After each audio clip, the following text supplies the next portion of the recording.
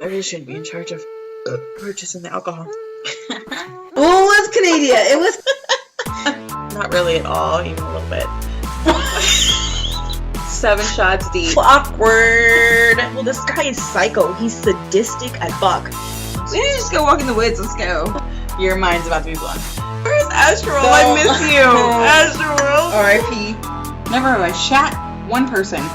She's like, and then I go, hey, Johnny. Alright, D. I see you. Liz. Okay. I'm so fucking grateful for my... What? That's how it goes. I was listening back to it and I was like, what the fuck is wrong with me? So I was like, I never listen to rap. I just heard an Ariana Grande song. Like, that's not rap. Idiot. Okay, this is the...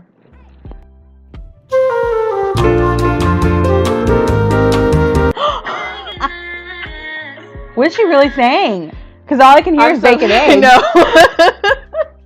It's... What the fuck? Well, the What kind of song's... witchcraft was that? The song's called Thank You. Next. Yeah. So what do you think she's saying? Bacon eggs? Oh. But like, Okay. it works, and there's a bunch like that just fucking make me laugh. But that one's my favorite because of the way they're like... And every single time I eat bacon and eggs, I fucking think of that shit. Now every time I'm gonna...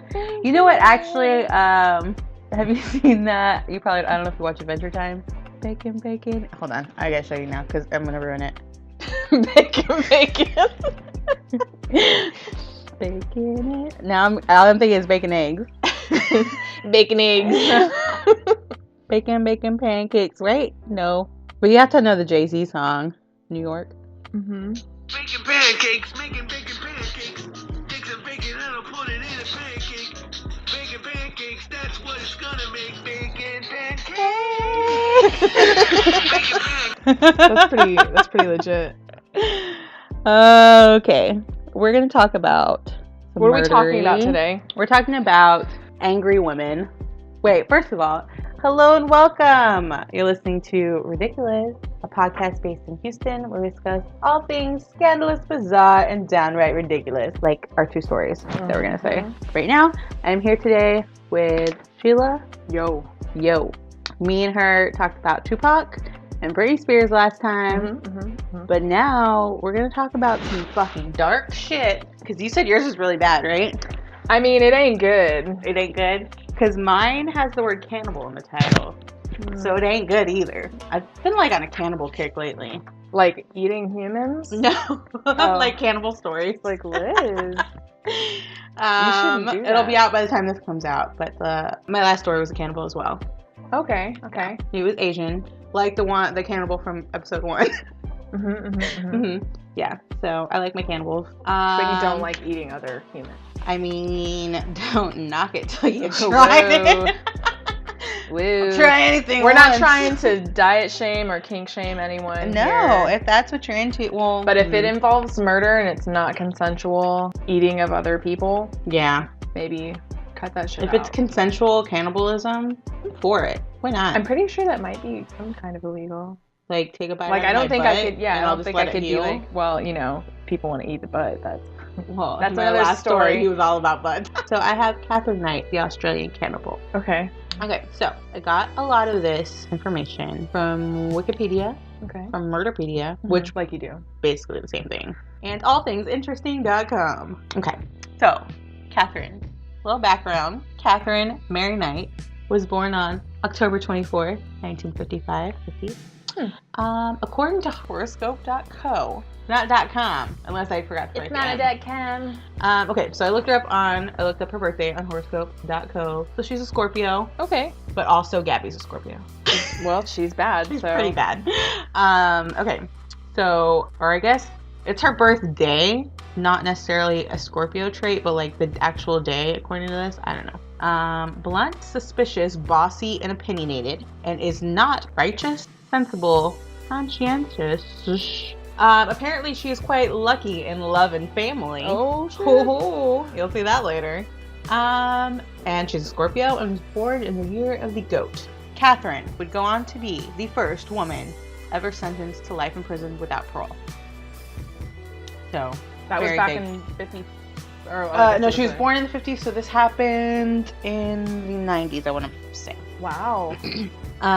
So her mother, Barbara Rogan, was in a relationship with a guy named Ken Knight, and he was the co-worker of her husband, Jack. And it was a super conservative town, and so it was like a huge scandal, the affair. So out of 4 children, 2 remained with the father, and the 2 youngest were sent to live with an aunt in Sydney. So it's very weird. Like, the mom basically just took off. She didn't care for any of her kids. Barbara had twins with Ken, and 4 years later, Jack died. So the 2 children that lived with Jack came to live with Barbara later on. Apart from her twin, the only person Knight was ever close to was her uncle, Oscar Knight, who was a champion horseman. She was devastated when he committed suicide in 1969 and continues to maintain that his ghost visits her. Aw. Yeah.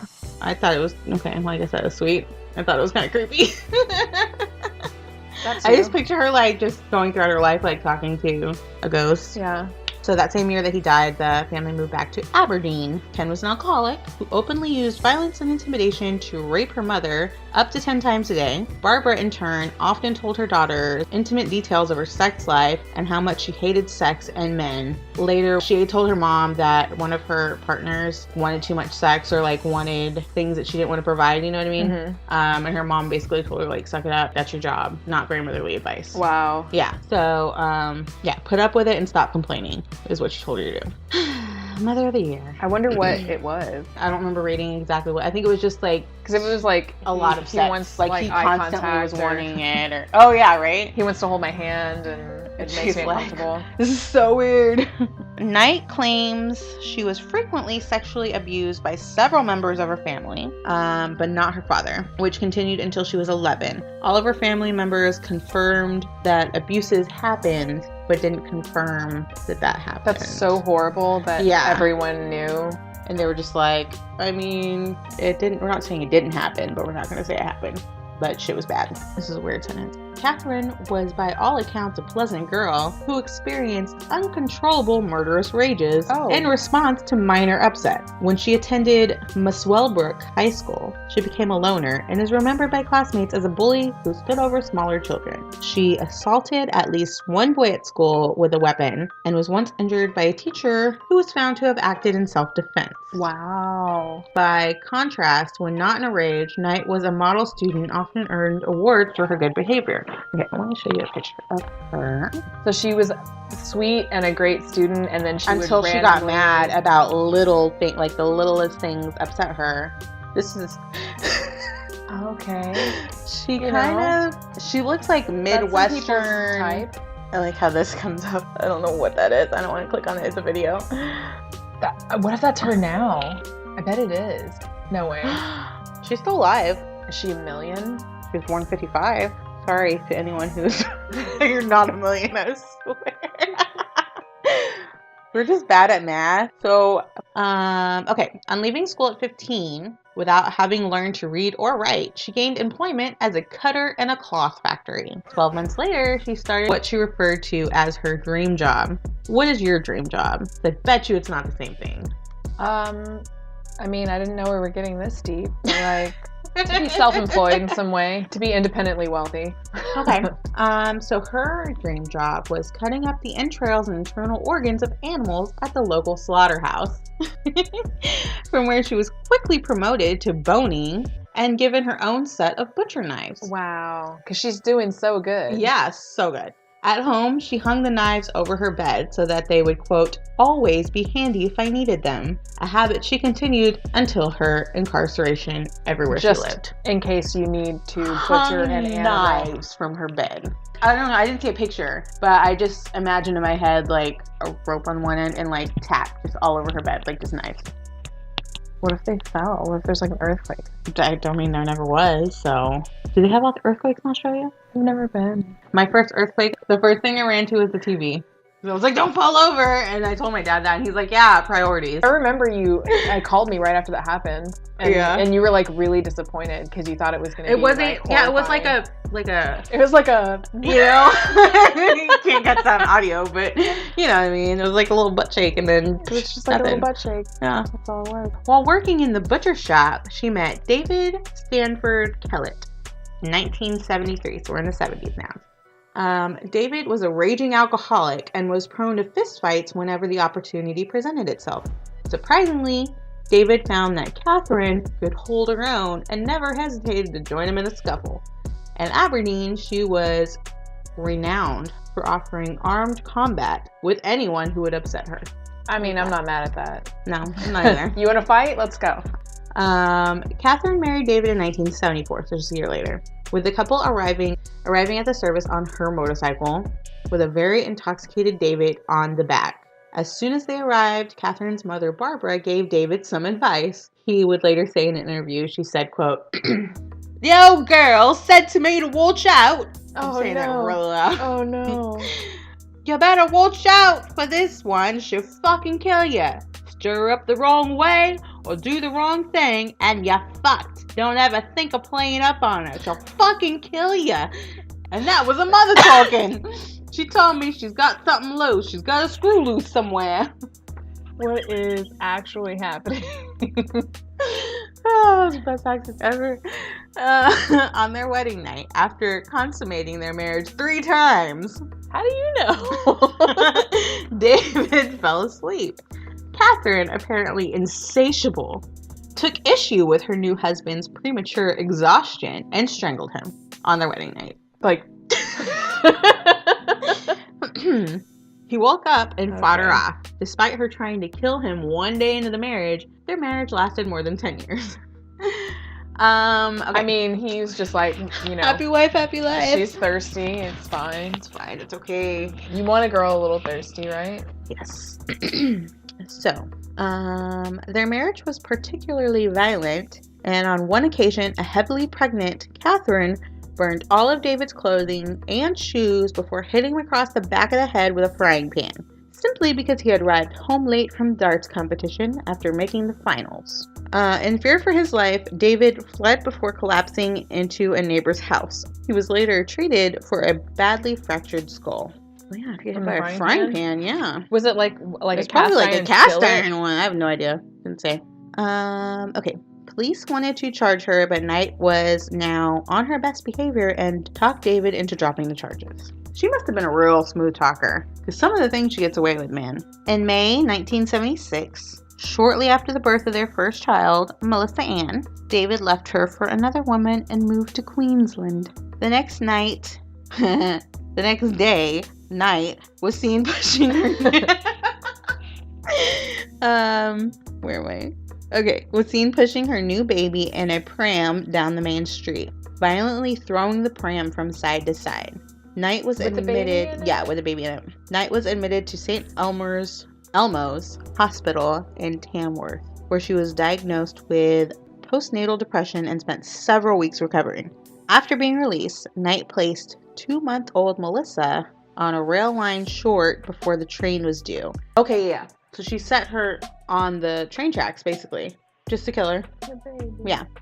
She stole an axe, went into town, and threatened to kill several people. A man known in the district as Old Ted, who was foraging near the railway line, found and rescued Melissa. By all accounts, only minutes before the train passed. Wow. Kat. Okay, I started writing her as Kat because I got sick of writing Katherine. Kat was arrested and again taken to St. Elmo's Hospital, but apparently recovered and signed herself out the following day. Like, oh, you tried to kill your kid, But I feel better now. Okay. It was a mistake. Bye. No one got hurt. Have a good weekend. Yeah, basically. Like, everything's fine, don't worry about it. Wow. A few days later, Kat slashed the face of a woman with one of her knives and demanded she drive her to Queensland to find David. The woman escaped after they stopped at a service station, but by the time police arrived, Kat had taken a little boy hostage and was threatening him with a knife. She was disarmed when police attacked her with brooms, and she was admitted to the Morisset Psychiatric Hospital. She then told nurses that she had intended to kill the mechanic at the service station because he had repaired David's car, which allowed him to leave. Oh, and then her plan was to kill both her husband and his mother when she arrived in Queensland. She told all this to the nurses, like, this is yapping. This is what I plan to do. Then I'm gonna kill him. I know that. Okay, so she was released in August 1976 into the care of her mother-in-law and David.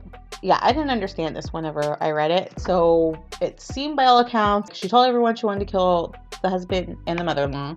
And that was her plan. Mm-hmm. And then they took her out of the hospital and were like, she's just not well. Like, we're going to take care of her. The husband and the mother-in-law, the ones that you wanted to kill. That doesn't make any sense. So she got, they moved to Woodridge, where she obtained a job at Dinmore Meat Works, being a butcher again. Yep. Because it's her only true love. It really is. Meat. Cut and slicing it. On March 6th, 1980, 6 days and 1 day before I was born. Okay. 6 days? You were born in 6 years and 1 day before I was born. Like, I didn't know that. I just wanted to squeeze my birthday in there. I did too in mine. Fine. They had another daughter, Natasha Marie. In 1984, like, how could she even... Why do you get pregnant and have kids when you want to put them on railroad tracks? Just don't have any more kids. In 1984, Kat left David. So it's okay when she wants to leave him, but it's not okay for him to want to leave her. Right. Just so you know. And she moved in with her parents in Aberdeen, then rented a house nearby in Muswellbrook. Although she returned to work at the slaughterhouse, she injured her back the following year and went on disability pension. No longer needing to rent accommodation close to her work, the government gave her a housing commission house in Aberdeen. So Kat met 38-year-old minor David Saunders in 1986, the year I was born. A few months later, he moved in with her and her two daughters, although he kept his old apartment in Scone. Kat soon became jealous regarding what he did when he was not around and would often throw him out, which doesn't make any sense. If you're mad about what he's doing when you're not around and then kick him out. So he's not around? Okay. You gotta let him know. I guess. Unacceptable. He would move back to his apartment in Scone, and then she would follow him and beg him to return. In May 1987, she cut the throat of his 2-year-old dingo puppy in front of him for no more reason than as an example of what would happen if he ever had an affair, before going on to knock him unconscious with a frying pan. Yeah. Some places said puppy, some places said dingo puppy. I don't know the difference, except for dingo ain't my baby. Well, dingo's not a dog. It's a different animal. It just says dingo pup. Okay, yeah, that's super sad, and I did not like that, and it kind of really upset me. Despite that particular mishap, the two had a daughter a year later. Wow, let me have a child with this person. Basically. Like, this has got to say something about these dudes, too. Like, are you just that... Whatever. It's weird. In June 1988, she gave birth to her third daughter, Sarah, which prompted Saunders to put a deposit on the house, which Kat paid off when her workers' compensation came through in 1989. Kat decorated the house throughout with animal skins, skulls, horns, rusty animal traps, leather jackets, old boots, machetes, rakes, and pitchforks. No space, including the ceiling, was left uncovered. Oh. Yeah. After an argument where she hit Saunders in the face with an iron before stabbing him in the stomach with a pair of scissors, he moved back to Scone. But when he later returned home, found she had cut up all of his clothes. He came back? Yeah. After that? Yep. And she probably cut him up with the same scissors she used to stab him. It sounds like an episode of Maury. Yeah. I told you, Maury. I told you. I still love you, baby. Look, they don't look nothing like me. We got Strong next to my family. Okay, so several months later, he returned to see his daughter and found that Kat had gone to the police and told them she was afraid of him. They issued her with an apprehended violence order, AVO, against him. So I'm thinking like their version of a restraining order. But that makes no fucking sense. So she stabbed him and then got a restraining order against him. Yeah, he needs to be restrained. So she can stab him somewhere. Quit running into my scissors. Can you hold him down for me, please? Make this a little easier. Oh, this makes no sense. Okay, the next boyfriend is John Chillingworth. In 1990, Kat became pregnant by 43-year-old former slaughterhouse co-worker John Chillingworth. Just imagine in the meat fridge. They go in and like have romantic eyes. I just need to steal away a minute of your time, baby. Yeah, they're sharing looks around like the hanging sides of beef. I love the smell of your perfume next to this rotting flesh. I'm gonna go cut this bacon over here by the saw. Thinly slice this. Ooh. Really? We had a lot of eye contact with that. I mean, I felt a moment there. It was a moment with that bacon. Okay. In 1990, Kat became pregnant by 43-year-old former slaughterhouse co-worker John Chillingworth and gave birth the following year to a boy they named Eric. Their relationship lasted 3 years before she left him for a man she had been having an affair with for some time, John Price. Was he also a meat slicer? I don't think so. So I feel like she has a type. Yeah. This relationship seemed to have gone on without any real issues. Speculation says it was because she had been having an affair almost the entire time with John Prince, because they're both named John. It's weird. Okay. John Price. Okay. I'm amped. I feel amped. Okay. John Pricey Price was the father of 3 children when Knight had an affair with him. Reputedly a terrific bloke, liked by everyone who knew him. His own marriage had ended in 1988. While his 2-year-old daughter had remained with his former wife, the 2 older children lived with him. So remember that, he's got 2 children in the home. Okay. Price was well aware of Knight's violent reputation, and she moved into his house in 1995. His children liked her. He was making a lot of money working in the local mines, and apart from the violent arguments, at first, life was a bunch of roses. In 1998, they had a fight over Price's refusal to marry her, and in retaliation, Knight videotaped items he had stolen from work and sent the tape to his boss. Although the items were out-of-date medical kits that he had scavenged from the company's rubbish tip, probably bin, like trash. Rubbish tip. The company's rubbish tip. Oh, Price was fired from the job he'd held for 17 years. That same day, he kicked her out, and she returned to her own home while news of what she had done spread throughout the town. So a few months later, Price restarted the relationship, although he now refused to allow her to move in with him. At least he has a little sense, but still he restarted the relationship like an idiot. Sorry, victim blaming. The fighting became even more frequent, and most of his friends would no longer have anything to do with him while they remained together. Yeah. Her relationship with John Price would be the one that finally pushed Katherine Knight over the edge, landing her in hot water and earning her unprecedented prison sentence. In February 2000, an argument between Price and Kat culminated with Price receiving a superficial chest wound after she attempted to stab him.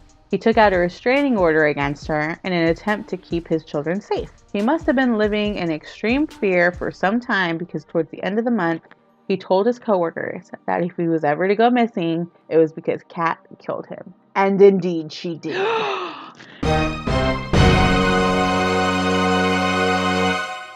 Dun, dun, dun. I was not expecting that turn. Twist. Plot twist. And they lived happily ever after. The end. Oh, okay. Good.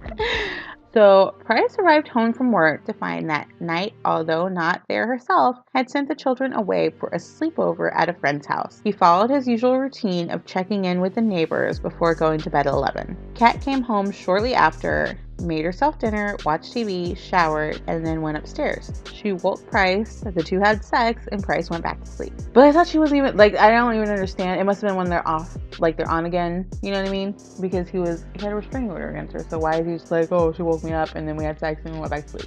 I wouldn't have gone back to sleep, right? Maybe it's like the, I can't remember what they call it, but where you start to, relate to your abuser or think like they say Belle had with the Beast.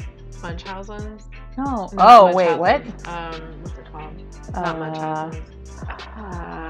I know exactly what you're talking about. Stockholm syndrome. I knew it started in this. Okay, so maybe he had Stockholm syndrome or some weird form of it. It's not, because it sounds like she was a master manipulator. Yeah, she definitely was. That's what I'm saying. She must have been a fucking smooth talker for how many times people took her back and how many times people trusted her after she stabbed them. What the fuck?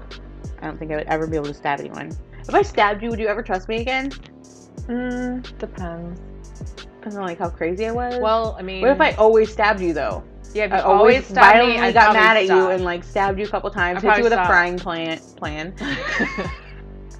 Like, It depends again. Like, we fight a lot. yeah, we've known each other a while. If you stabbed me and like I deserved it, I'd be like, I'm like, okay, I was being an asshole, but bet everybody gets one. But and like, do I get some licks in too, or am I just standing there and you're just like poke? Like that wouldn't be cool. I'd be mad No. about that. I'd have to do it a little harder than poke. Cause And like, what did you stab me with?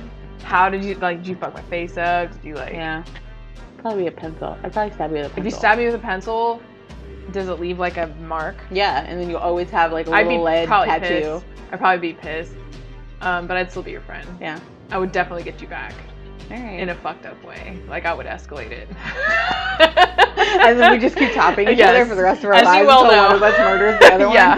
one. Fuck. Hey guys, this is recorded confession. Just so you know, if either of us are murdered, you know who did it. Yeah, it was me. Okay. Okay, this is where it gets bad, and we should probably not laugh anymore. Okay. So get them all out now, guys. Darkness falls. Darkness falls. Okay, so they had sex, he went back to bed. Okay. Then Katherine Knight took a butcher's knife from next to her bed, where she was keeping it, just in case she needed it. Quote, in case she needed it. And stabbed the sleeping Price 37 times. Oh. Jab, jab, jab, jab, jab. Jab, jab, jab, jab, jab. Why? Like, that's not even 37. That was probably No. 15. That's a Why? lot of fucking stabbing. Why would you need to stab so much? She's really mad. I don't know. That's a lot of work. Have you ever cooked like a baked potato and like you're supposed Yes. to stab the skin first, and you have to do it all over, and It's that's hard. Like, I've hurt myself multiple times, almost stabbing a finger, because I'm like trying to, imagine doing or I'm like pulling them 37 back times. out. Yeah. Well, I mean, people are probably easier to stab than a potato because they're. Those are hard as fuck. Yeah. I mean, no lies are said, but I'm gonna stab you with a pencil now to try it, just so we can see for science. For science. Okay, can I stab you for science? Maybe. In the tit? No. We're Leave one-upping. That's like 17 upping, bro. I was just doing a little like little jab jab. just a real sharp pencil. Little pokey poke. Yeah. You won't Okay. even notice. According to the blood evidence, he awoke and tried to turn the light on before attempting to escape. While Kat chased him through the house, he managed to open the front door and get outside, but either stumbled back inside or was dragged back into the hallway, where he finally died after bleeding out. That sucks. That super sucks, especially if he got outside and then got dragged. It back kind of in. reminds me of like when Selena was running from Yolanda Escobar and she was running Oh. through the hotel and she stopped by the fountain. All the people saw her. Later, Knight went to Aberdeen and withdrew $1,000 from Price's ATM account. Eventually, after he succumbed to his wound, Kat dragged his body downstairs, skinned him, hung his body from a meat hook hanging in the living room. Why the fuck do you have a meat hook in your living room? I mean, you've already heard about Homegirl's dick whore. But this is his house. Oh, well, I mean, they get along. Yeah. I don't know. You That's gotta weird. have similar interests. She probably was like, "Oh, I love your meat hook." Maybe that's Love how what you've done with maybe the that's place. how he hooked up with her. He was like, The first time Do they you like- met, she just came over to like deliver something, and she was like, "That's a mighty fine meat hook you have there, Oh. sir." Shiny. "You know what would look great above your bed? Some knives." You. That was dark. I like it. It worked. It was good. Okay. Oh, I'm creeped out by your story. Go. I like it. Okay. Hung his body, meat hook, living room. Okay. Then she decapitated him. Okay. Well, Mhm. that escalated. A That little bit. escalated a lot. Cut up pieces of his body to cook in a dish with potato, pumpkin beets, zucchini, cabbage, squash, and gravy. Basically made a stew. That's a lot of like The John winter Price stew. vegetables. I mean, that sounds pretty legit. Shepherd's pie kind of thing. What time of year was this? Beets and pumpkin. Ew, this thing would have been a I bet noxious you color. it was. I don't have a date. What kind of gravy? Like a cream gravy, or like from the? I actually, Like a I think I people saw a gravy? picture. Oh! And it was like a stew. Ew. Unless it was just one of those stock pictures someone put with, you know, a news article to be like, they cut it from food TV. Yeah. Let's hope it was that. Hopefully I didn't see Paula like Deen's an like actual, chicken pot pie. like so much butter. They just cut her out or like Photoshop this lady's face into it. Oh, bad. She then made a dish for herself, though from the half discarded contents, it appeared she couldn't finish it. So she did have some though. Oh, like she served. Oh. Like she served herself and then only ate parts of it and was like, I don't really like it that much. Is this the picture you saw? No, it was like a black and white picture. The one I saw. Is this the picture you saw? That can't be. That's meatballs in a plate. Well, this is a different kind of meatball. I'm really uncomfortable right now. Okay. Why couldn't she finish it? Because it was just Maybe she just so didn't add enough rich. spices. I'm a really bad cook most of the time, so. What if she's like, this isn't Can't tender relate. at all? I've made so many things that I was just like, ugh. I mean, it sounds gross. Like I said, with the beets and yeah, the like squash that's a and lot. stuff. Potato, pumpkin, beets, zucchini, cabbage, squash, and gravy. It's a lot of like and gravy, starches, and it would be like a disgusting color. Just it would Yeah. probably look like vomit. That's probably why she was like, oh, it looks like I already ate this. Okay. What a waste of good meat. She arranged the body with the left arm draped over an empty soft drink bottle with his legs crossed. So she only ate his head? She put the head in the stew.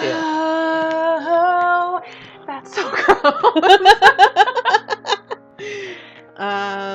Someone was going to find it, so she arranged it with the left arm draped over an empty soda bottle and his legs crossed. This was claimed in court to be the act of defilement, demonstrating Knight's contempt for Price. She then laid down next to the headless, mutilated corpse of Price, took a large number of pills, and passed out. Like trying to commit suicide? I don't think so, because she didn't take that many, but she took enough to She where was it like, just now we knocked her gotta out. get really... And I think I go over it later, but basically like to like blame like an Ambien, you know how you can like do things or walk, like sleepwalk or whatever after you take like so many Ambiens or whatever. Like as the that was her defense in court. scapegoat? Okay. Yeah, like, oh, I didn't do this. It was all these pills. I don't think that works. Yeah, it didn't. 6 a.m. the next morning, the neighbor became concerned that Price's car was still in the driveway. And when Price did not arrive at work, his coworkers heeded his warning and sent someone to see what was wrong. Both the neighbor and the worker tried knocking on Price's bedroom window to wake him up, but after noticing blood on the front door, alerted the police, who arrived at 8 a.m. The police arrived to find the gruesome scene and immediately detained the comatose Katherine Knight, who, once she woke up, claimed to have no memory of the night before. That was a crazy party last night. I don't remember what happened. Man, we had some pills, got some soup. Yeah. Okay. In the kitchen, police found Price's head boiling in a pot of vegetables on the stove. The pot was still warm. Ew. Estimated to be at between 40 and 50 degrees Celsius, which I did not convert. Don't know what it is in Fahrenheit. Whatever. I mean, I feel like that's warm.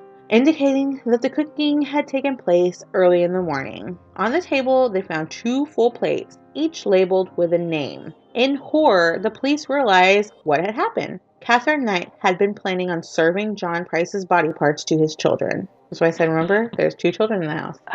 A third meal was thrown on the back lawn for unknown reasons, and it is speculated the Knight had attempted to eat it but could not, and this has been put forward in support of her claim that she has no memory of the crime, which I don't see how that supports it whatsoever. You don't remember? Like maybe she came to and was like revolted. Yeah. But then why was she knocked out again? I don't know. Knight had left a handwritten note on top of a photograph of Price, blood-stained and covered with small pieces of flesh. The note read, and I'm going to read it to you how it's written, and then what they think it was supposed to say. Okay.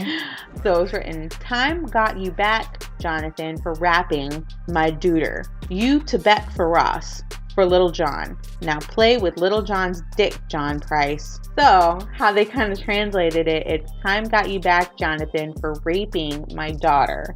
You too, Beck," who apparently is the another daughter, but I think John's daughter. You too, Beck, for Ross, for Little John, and in quotes it says his son. Now play with Little John's dick, John Price. But the accusations in the note were found to be groundless. So I think she was trying to cover her ass that way, like she attacked him in the state of rage because she found out that he was doing something to her daughter. I read for my doing research for mine. That's a really common like excuse, because it probably is. If you were really find something like that out, you probably would go into a murderous rage. Like if I found out something like, oh my god, I would fucking murder somebody. But that's then you why. wouldn't be like, Yeah, exactly. I wouldn't cook some, especially no, not a stew. Not a stew. Not a stew. Fajitas, maybe. Possibly barbecued. This is getting worse. We're We're gonna edit that out. Yes. Okay, so on to the trial. Knight's initial offer to plead guilty to manslaughter was rejected and she was arraigned. When the trial commenced, Judge Barry O'Keefe offered the 60 prospects for the jury the option to being excused due to the nature of the photographic evidence, which 5 accepted. When the witness list was read out to the prospects, several more also dropped out. Knight's attorneys then spoke to the judge, who adjourned to the following day. So they got all the jury there, they're trying to pick the jury, and then and he was like, okay, we're gonna, put this off until tomorrow, all randomly. And then the next day, everyone comes in to find that she's changed her plea to guilty, and the jury was dismissed. So there was no trial. It was now made public that Justice O'Keefe had been advised of the plea change the day before.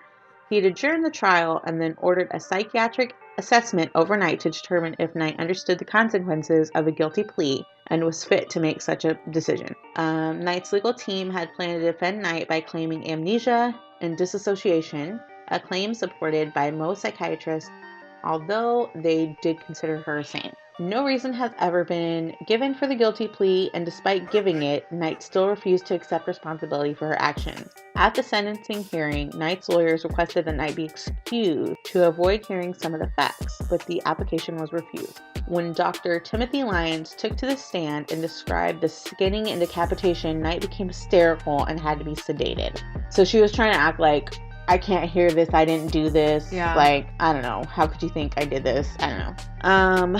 On November 8th, Justice O'Keefe pointed out... They wouldn't just remove her? So this was November. So yeah, this was fall squash soup. Okay, sorry. I saw that in Better Homes, yeah. Oh, you saw the date? No. No. Justice O'Keefe pointed out that the nature of the crime and Knight's lack of remorse required a severe penalty. He sentenced her to life imprisonment, refused to fix a non-parole period, and ordered that her papers be marked never to be released. The first time this has ever been imposed on a woman in Australian history. So, no one can even open the records and look at them now. Because he said so? Because he sealed them. Like you can't even appeal, I don't think. She got, the harshest, besides, death. Wow. Besides, yeah. I mean, shit's pretty bad. Yeah. No, she deserved it as fuck. She deserved it AF.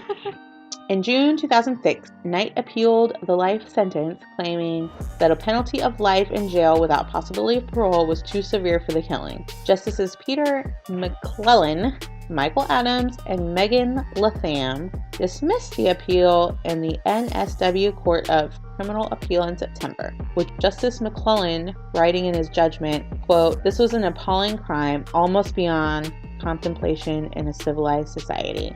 So, even the one time they opened it up, they're like, nope, we're not touching this. Wow. Fuck you. Go back to jail. To this day, Katherine Knight still maintains her innocence and refuses to accept responsibility for her actions. The end. Thank you. It was really gross. I have so many questions about the soup, and the more I think about them, The more questions you have? Well, the more questions I have, and also the more grossed out I am. And also the more hungry you get? No, not that part. But You're not that at all, even a little bit. I like to cook, right? Yeah. And No. No, you don't. I know how, I know there's a lot of steps to preparing meat, especially different kinds of meats, especially different parts of meats. And, a lot of my questions are grossing me out. Yeah. Because I don't think, to me, it sounds like she was she had this soup going, and she just happened to have like a head and then was like, boop, let's add that. I don't think so, because she wasn't, I mean, she had just come home, she woke him up, and then took a shower. Like, she wasn't there when he first got home. And it was at nighttime, so she came in the middle of the night. Did she hit up HEB afterwards and like get all of either these she things? rummaged through his pantry and he had them already, or he didn't say anything about her leaving either. So he must have just had, maybe they had planned to make a soup or something at some point and had already went grocery shopping. And she was like, you know what, go right in that soup we were planning to make? I want to know, yeah. A little bit of you. I want to know how premeditated that part was. Or if that was part of the... I didn't even think about that, the premeditation as far as... If she had speculated, like, this is how I'm going to prove that, like, oh, crazy Catherine making soup out of people again. What's the craziest thing you can think of that would definitely... And then she couldn't even go through the eating, so it's like she came up with this crazy thing in her head. Because it was nasty. Because she didn't prepare it right. She didn't put any salt in there. I'm just saying, like... Well, my first concern, I kind of said earlier, like, did he have any facial hair? Yeah. Okay. I don't know. You know, when you get... If you're not going to, like, skin some meat, you need to prepare it so there's no feathers or fur on it. Okay, right? yeah. So if she just didn't do that, there's going to be hair, like clumps of hair in the stew, eyelashes. Okay, well, he definitely has hair, but he does not have a beard. Okay. That's a lot of hair, though. Yeah. It's like long, voluptuous, curls. Late 80s hair. Yeah. It's definitely mullety. Like, you can't see the top. Oh. Definitely mullety. That's why she couldn't finish it. All right, well, good job. Thank you. Thank you. Okay, so since this is a two-parter episode, we're breaking up our wheel of endings. And so, Sheila, okay, we're going to have you spin the wheel. Okay.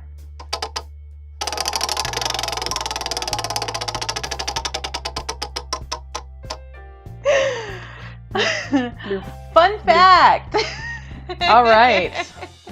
I think I have a fun fact. I know lots of random stuff about elephants because elephants are cool. Okay. So how much do you think a baby elephant weighs when it's just born?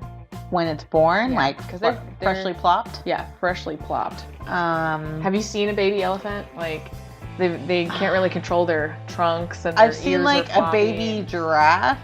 That's not an elephant. I don't think I've seen it. Like, I've seen a baby elephant, but not freshly plopped. How about I show you, like, a baby elephant, and then you guess how much you think the elephant it weighs. in my head I'm thinking of is from Tarzan. That little baby elephant, and then they all grow up together and they become best friends. Can you think of, like, a real one, though? Like... No, I can't. Babar, that's also Okay, so this is what baby elephants look like. Okay. Hella cute, right? Oh my god. The cuteness. TTP. Okay. And guess what, guys? I'm not gonna differentiating between Asian or African elephants. We're just talking about legit how much about average? 50 pounds. 250 pounds. What the fuck? 50 pounds is a lot.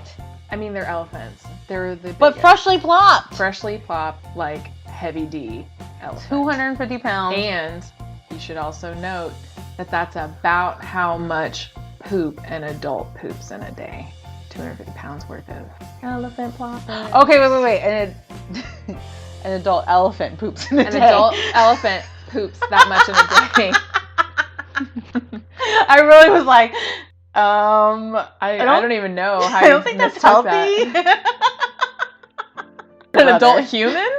Is that what you, like, what did you think? I thought you were talking about an adult human. I was like, that's a lot of 250 pounds a day? And then I thought, I do work with your brother, so. Okay. That was a great wheel. Did you like my fact? I loved it. All right, good. That's one of my favorites. Good. Okay, guys. Thank you. It was fun hanging out with you. Bye. Bye, bitches. Bye. Bye. Hey y'all, it's giveaway time, and who doesn't like free stuff? We're giving you a $50 Visa gift card, and all you gotta do is rate and or review us on any platform. Take a screenshot and email it to RidicuLizPodcast@gmail.com. That's RIDICULIZ podcast@gmail.com. You'll get a submission for a rate and a review. So if you do both, you'll get 2. You can get 1 extra submission a day if you share any of our posts on Facebook, Instagram, or Twitter and tag us. Must be 18 or over and live in the US for shipping. Deadline is February 21st, and winner will be announced in the following week's episode and emailed privately. Good luck, guys. Thanks for listening to RidicuLiz. Our cover art is done by Ashley Cole. Check out our website and blog at RidicuLizPod.com. You can also follow us on Facebook and Twitter at RidicuLizPod, on Instagram at RidicuLizPodcast. And if you have any ridiculous stories of your own, please email us at RidicuLizPodcast@gmail.com. That's RIDICULIZ podcast@gmail.com. Episodes are available on Apple Podcasts, Stitcher, Google Play, and wherever else you get your podcasts. More importantly, if you like our show, please rate, review, and subscribe on Apple Podcasts. It's really the best way to help us out. We're also an independent show, so if you would like to support us and get a shout out, visit our Patreon page. It's patreon.com/RidicuLiz. See you next time. Not a sponsor. So, I have no sponsors. No one likes me yet. If y'all want to sponsor, if you want to sponsor me, slide into them DMs. Don't know why that's the noise I make. Get that. She's so excited about. According to horse. Horse. According to Horoscope. Tell me all about her horoscope. This is why I do the editing. Horoscope. Oh, okay. We're off to a great start. This is really just running. running. running. Now I get. Okay. Take 5,000. Conscientious. Conscientious? How do you say that? Conscientious. I got you, boo. Tell me how to say that word. Edit all of this out. Conscientiousness.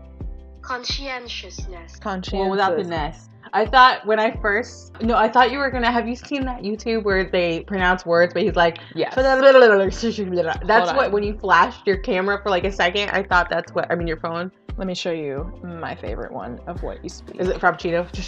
No. Oh. Shoot a noofy doofy poopy. Shoot a noofy doofy. No poopy. Shooty noofy doofy poopy. Okay. Now that we got that out of the way, tell me about her conscientiousness. Okay. Her mother's Barbara. Her dad is Ken. Jack is Barbie and husband. Ken. Wow. Go on. Okay. So Barbie and Ken. Are having an affair together, and you should do an Australian accent because they're Australian. Hey, down under. This is gonna be so bad. Oh God, I don't know if I can handle this. And the telly, right? Yeah. I don't support this. Okay. Expensive. Embrace your burps. No. I need to maintain an air of mystery. An mystery. Mystery.